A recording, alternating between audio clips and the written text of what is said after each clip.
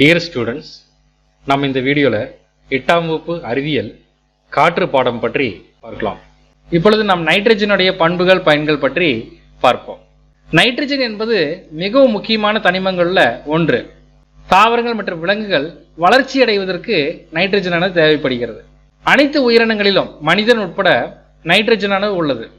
அனைத்து உயிரினங்களுடைய அடிப்படை கட்டமைப்பு பொருளான புரோட்டீன்கள், அதாவது புரதங்கள் மற்றும் நியூக்ளிக் அமிலங்கள்ல முக்கிய தனிமமாக நைட்ரஜன் காணப்படுகிறது. எனவே நைட்ரஜன் இல்லாம புரத சேர்க்கையோ அல்லது நியூக்ளிக் அமிலங்களான டிஎன்ஏ ஆர்என்ஏவோ உற்பத்தி செய்ய இயலாது. இந்த நைட்ரஜன் யார் கண்டுபிடிச்சாங்கன்னா 1772ஆம் ஆண்டு ஸ்வீடன் நாட்டை சேர்ந்த கார்ல் வில்கம் ஷீலே அப்படிங்கிறவர் தான் கண்டுபிடிச்சார். நான் நைட்டரை உருவாக்குகிறேன் என்று பொருள்படக்கூடிய நைட்ரஜன் வார்த்தையானது நைட்ரோன் மற்றும் ஜீன் என்ற இரண்டு கிரேக்க வார்த்தைகளிலிருந்து உருவானது. நைட்டர் என்றால் நைட்ரஜனின் சேர்மமாகிய பொட்டாசியம் நைட்ரேட்டை குறிக்கிறது. ஆண்டன் லவாய்சியர் இதற்கு அசோட் என்று பெயரை பரிந்துரைத்தார். கிரேக்க மொழியில அசோட் என்றால் வாழ்வு இல்லாதது என்று பொருள். இப்பொழுது நாம் நைட்ரஜனுடைய பரவல் பற்றி காண்போம். மனித உடல்ல 4ஆவதாக அதிக அளவில் காணப்படக்கூடிய தனிமம் என்னன்னா நைட்ரஜன் தான் ஆகும். இந்த மனித உடல்ல மொத்த நிறையில 3% அளவுக்கு நைட்ரஜன் காணப்படுகிறது. இது நமது அண்டத்தில் பார்த்தீங்கன்னா பரவலாக 7வது இடத்தில் காணப்படக்கூடிய தனிமமாகவும் காணப்படுகிறது. சனிக்கோளினுடைய துணைக்கோள்களில் பெரிய கோளாக இருக்கக்கூடிய டைட்டனினுடைய வாயு மண்டலத்தில் 98% நைட்ரஜன் காணப்படுகிறது. நைட்ரஜன் தனித்த நிலையிலும் பிற தனிமங்கள் இணைந்த நிலையிலும் காணப்படுகிறது. தனித்த நிலையில் நைட்ரஜன் ஈரணு மூலக்கூறாக, அதாவது N2ஆக காணப்படுகிறது. எரிமலையிலிருந்து வெளிப்படக்கூடிய வாயுக்களிலும் நிலக்கரியை எரிக்கும் போது வெளியாகும் வாயுக்களிலும் நைட்ரஜன் காணப்படுகிறது. நைட்ரஜனானது இணைந்த நிலையில், அதாவது மூலக்கூறு நிலையில் பொட்டாசியம் நைட்ரேட் என்னும் நைட்டர் KNO3 மற்றும் சோடியம் நைட்ரேட் என்னும் சில்லிசால்ட்பீட்டர் NaNO3 ஆகிய தாதுக்களாகவும் நைட்ரஜன் கிடைக்கிறது. மேலும் கரிம பொருள்களாகிய புரதம், என்சைம்கள் அதாவது நொதிகள் மற்றும் நியூக்ளிக் அமிலங்கள்லையும் நைட்ரஜன் காணப்படுகிறது. இப்பொழுது நாம் நைட்ரஜனுடைய இயற்பியல் பண்புகள் பற்றி காண்போம். நைட்ரஜனானது நிறமற்ற, மணமற்ற, சுவையற்ற வாயு. இது காற்றை விட லேசானது. நீரில் சிறிதளவே கரையும். மிக குறைந்த வெப்பநிலையில் நைட்ரஜன் திரவமாக மாறுகிறது. பார்ப்பதற்கு இது நீரை போல இருக்கும். உறையும் பொழுது வெண்மையான திண்மமாக மாறுகிறது. ஆக்சிஜனை போலவே நைட்ரஜனும் லிட்மஸுடன் நடுநிலைத்தன்மையுடன் காணப்படுகிறது. இப்பொழுது நாம் நைட்ரஜனுடைய வேதி பண்புகள் பற்றி பார்ப்போம். வேதிவினை. சாதாரண சூழ்நிலையில நைட்ரஜன் எந்த ஒரு வேதிவினையும் புரிவதில்லை.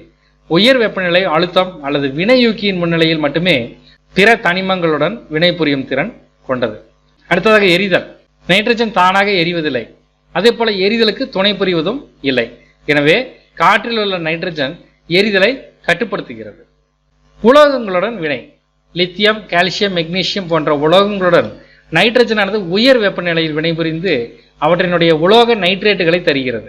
உலோகமும் நைட்ரஜனும் உயர் வெப்பநிலையில் உலோக நைட்ரேட்டுகளாக மாறுகிறது. உதாரணமாக 3Ca கால்சியமானது N2 நைட்ரஜனுடன் உயர் வெப்பநிலையில் கால்சியம் நைட்ரேட்டு Ca3N2ஆக மாறுகிறது. அதே போல அலோகங்களுடன் வினை.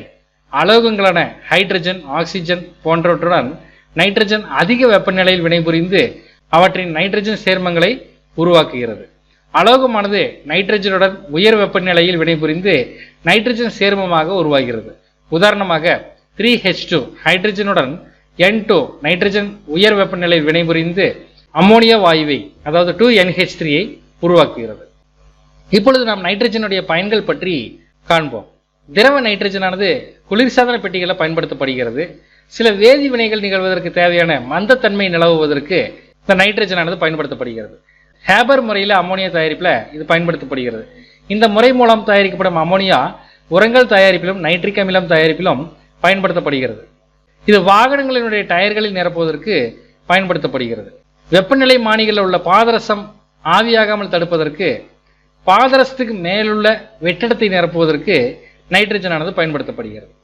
பலவிதமான வெடிப்பொருள்களான trinitrotoluene TNT, nitroglycerin மற்றும் துப்பாக்கியில் பயன்படுத்தக்கூடிய வெடிமருந்து ஆகியவற்றை தயாரிப்பதற்கு நைட்ரஜனானது பயன்படுத்தப்படுகிறது. உணவுப் பொருட்களை பதப்படுத்துதல், துருப்பிடிக்காத இரும்பு தயாரித்தல், தீ விபத்து சார்ந்த பேராபத்துகளை குறைத்தல், வெப்பத்தினால் ஒளிரும் விளக்குகள் போன்றவற்றில் நைட்ரஜனானது பயன்படுத்தப்படுகிறது. நாம் இப்பொழுது நைட்ரஜன் நிலைநிறுத்தம் பற்றி காண்போம். காற்று, மண் மற்றும் உயிரினங்களின் வழியாக நைட்ரஜன் தனிம நிலையிலோ அல்லது சேர்மமாகவோ தொடர்ந்து சுழற்சியில் உள்ளது. இயற்கையில் கார்பன் சுழற்சி எப்படி உள்ளதோ அதுபோலவே நைட்ரஜன் சுழற்சியும் காணப்படுகிறது. இது தாவரங்களினுடைய முறையான வளர்ச்சிக்கு அவசியமாகிறது. காற்றில் உள்ள தனிம நைட்ரஜனை தாவரங்கள் நேரடியாக பயன்படுத்த இயலாது. தாவரங்கள் பயன்படுத்துவதற்கு ஏற்றாற்போல் நீரில் கரையும் நைட்ரஜன் சேர்மங்கள் தேவைப்படுகிறது. தாவரங்களுக்கு தேவைப்படும் நைட்ரேட்டுகளை வழங்கக்கூடிய பல்வேறு செயல்முறைகளை தாவரங்கள் சார்ந்துள்ளன. இவ்வாறு காற்றில் உள்ள நைட்ரஜனை நைட்ரஜனுடைய சேர்மங்களாக மாற்றும் முறை நைட்ரஜன் நிலைநிறுத்தம் எனப்படும். இயற்கையிலேயே நைட்ரஜன் நிலைநிறுத்தப்படுவதோடு மட்டுமின்றி செயற்கையாகவும் நைட்ரஜனை நிலைநிறுத்த முடியும். நைட்ரஜன் நிலைநிறுத்தம் 2 வகையாக பிரிக்கலாம். இயற்கை நிலைநிறுத்தம், செயற்கை நிலைநிறுத்தம். இயற்கையான முறையில் லெக்யூமினஸ் தாவரங்கள் மூலமாக நைட்ரஜனானது நிலைநிறுத்தப்படுகிறது. அதே போல மின்னல் ஏற்படுவதாலும் நைட்ரஜனானது நைட்ரஜனுடைய சேர்மங்களாக மாற்றப்படுகிறது. செயற்கையான முறையில் அமோனியா, அமோனியம் உப்புக்கள் மூலமாகவும் நைட்ரிக் அமிலம், நைட்ரேட் உப்புகள் மூலமாகவும் நைட்ரஜனானது நிலைநிறுத்தம் செய்யப்படுகிறது. இதுவரை நாம் நைட்ரஜனுடைய பண்புகள் மற்றும் பயன்கள் பற்றி பார்த்தோம்.